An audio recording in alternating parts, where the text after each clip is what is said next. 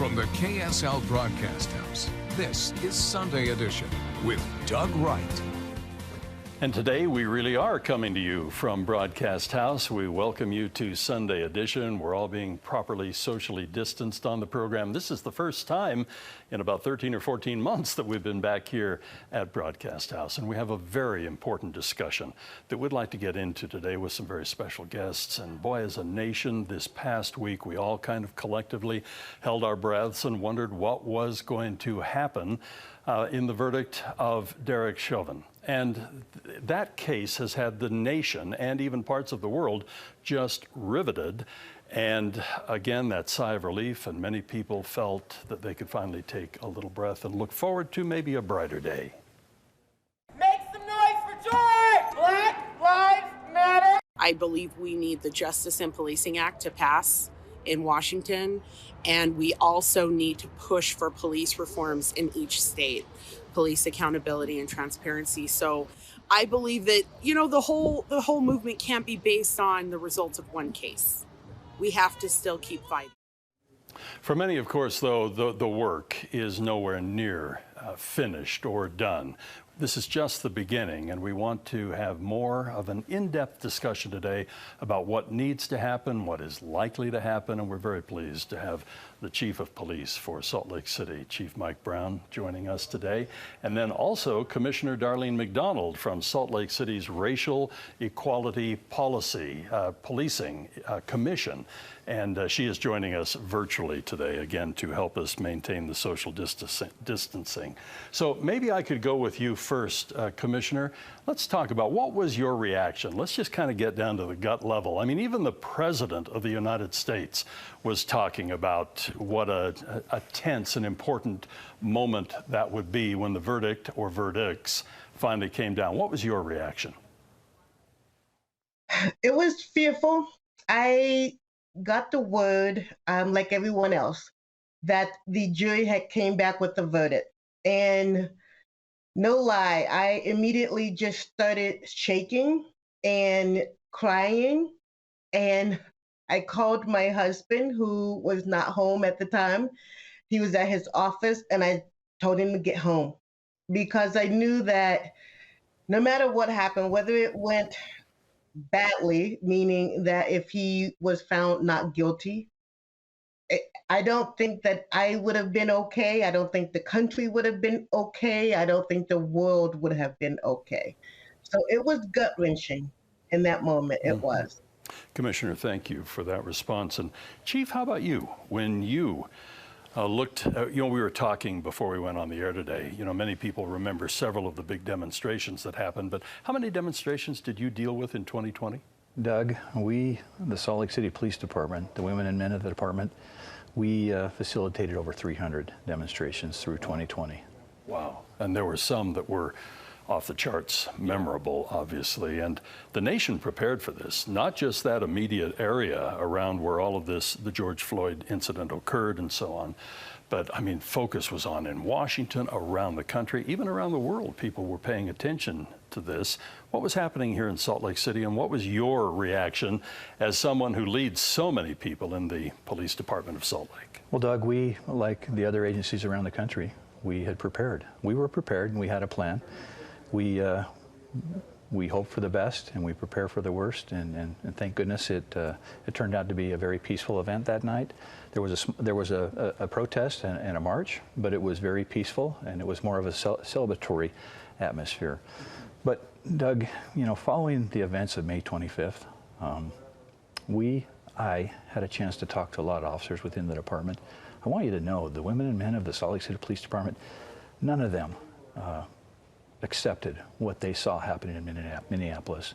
That was abhorrent, and we did not support that. But sadly, we felt like we were painted with that broad brush. And I want people to know the Salt Lake City Police Department is better than that.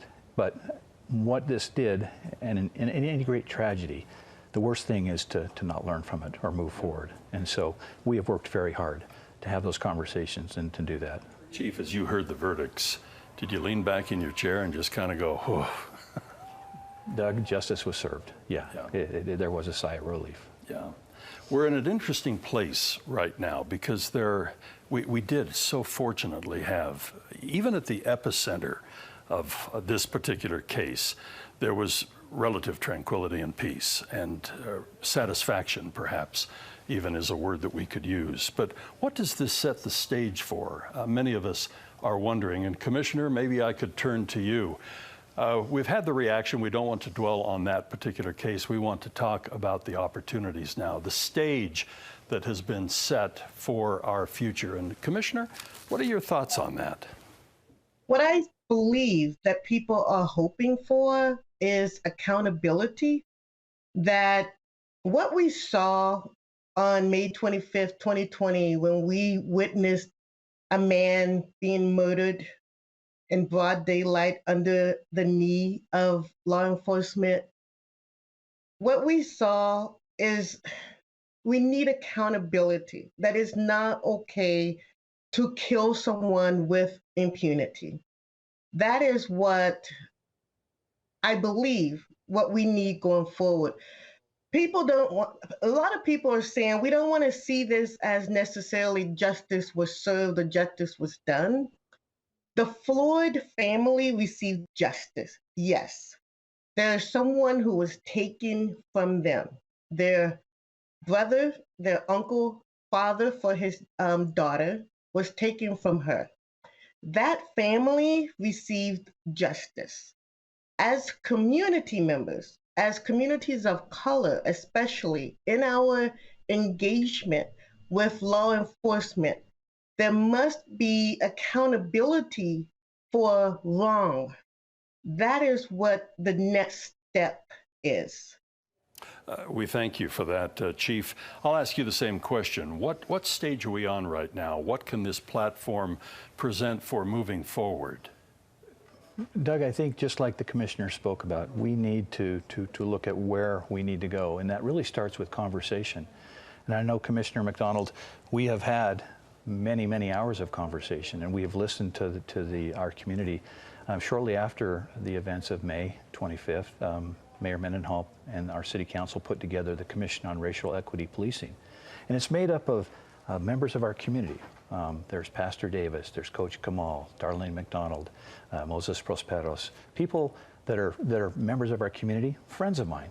But we really sit down and we have hard conversations and we talk about these things. What is policing? What are the expectations of our community? Where are we going? In my perspective is Salt Lake City has always been kind of leading. We want to lead. We don't ever want to follow, and so we welcome those conversations. The important thing is to listen, to learn, and then act. And so we are doing those very things. We're going to take a brief break, and when we come back, we'll continue our conversation with Commissioner McDonald and also Chief Brown. And then in our last segment of the show today, we'll be joined by Nate Krippus, who is with the Disability Law Center. So we'll continue our conversation. Please stay with us.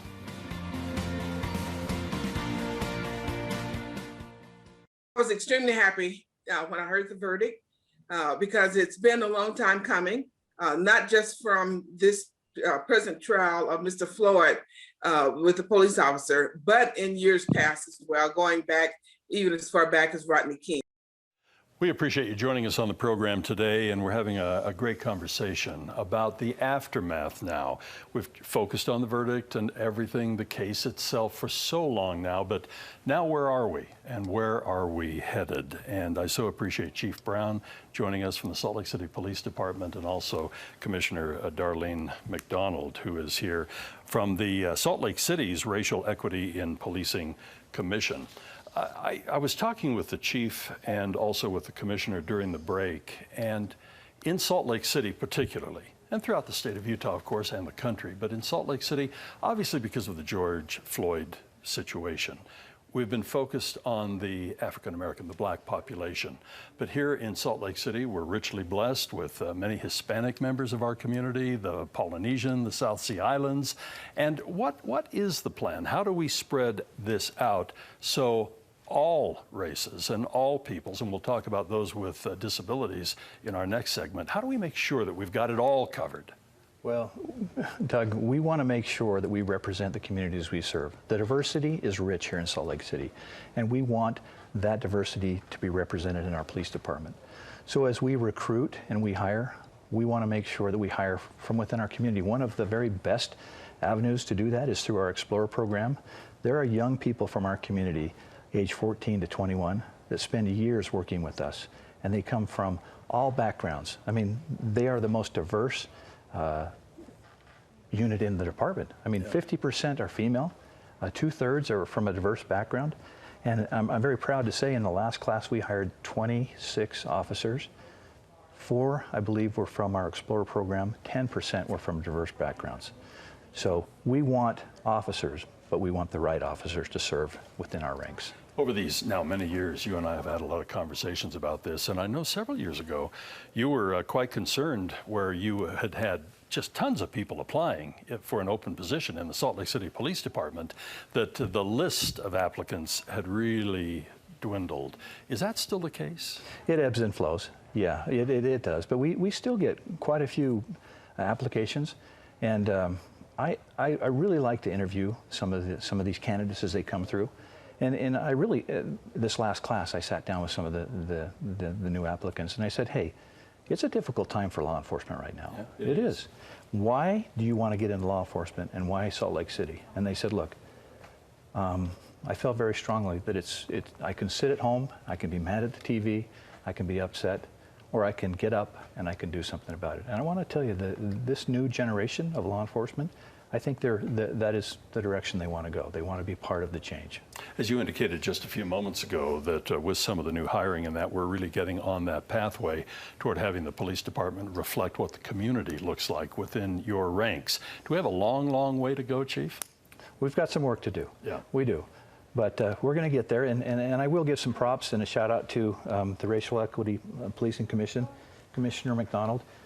We've listened and we've heard, and I know that your group wants to be very involved with what we're doing, and I've had conversations with Commissioner Prosperos, and they are. We welcome that because they want to come. They want to make sure that we have the individuals to serve our community the very best. Commissioner, are you feeling optimism? And as you look at some of the opportunities and even some of the steps that are being taken right now, are you optimistic? Cautiously optimistic, yes. I listened to the chief talk about some of the numbers in applicants that are applying, and that the numbers have shrunk over the years, and that policing and law enforcement is under the radar, basically, and it's tough. You know, it should be.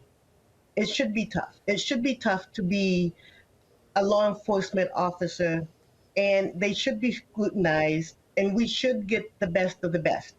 Because let's face it, you're going to be carrying a weapon, and you're going to be dealing with the public, and we want the absolute best.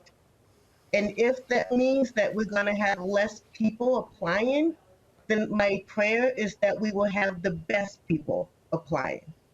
So if people are not applying because they don't know what else to do with their lives, or they just want to become law enforcement, then maybe they should do something else.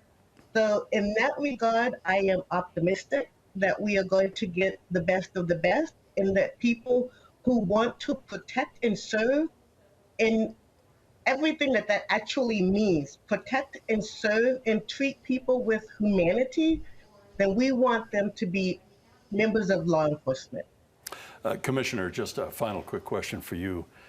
What do you see as the greatest challenge? The one thing that, boy, if this could change, we would really maybe have the first step to really solving some of these issues. And I've just got a second here. What's the biggest challenge? The biggest challenge really is to just understand the history of law enforcement and policing, so that we can come together as community members, so that we can protect the community that we live in. No one should be afraid of law enforcement. Law enforcement should not be afraid of me or my sons. And we can all just treat each other as human beings and as we would want to be treated. Right. Commissioner McDonald, thank you so much for joining us today on Sunday Edition. We'll continue this conversation, and we are going to be talking with Nate Krippis from the Disability Law Center. The Chief's going to stay with us. I hope you will too.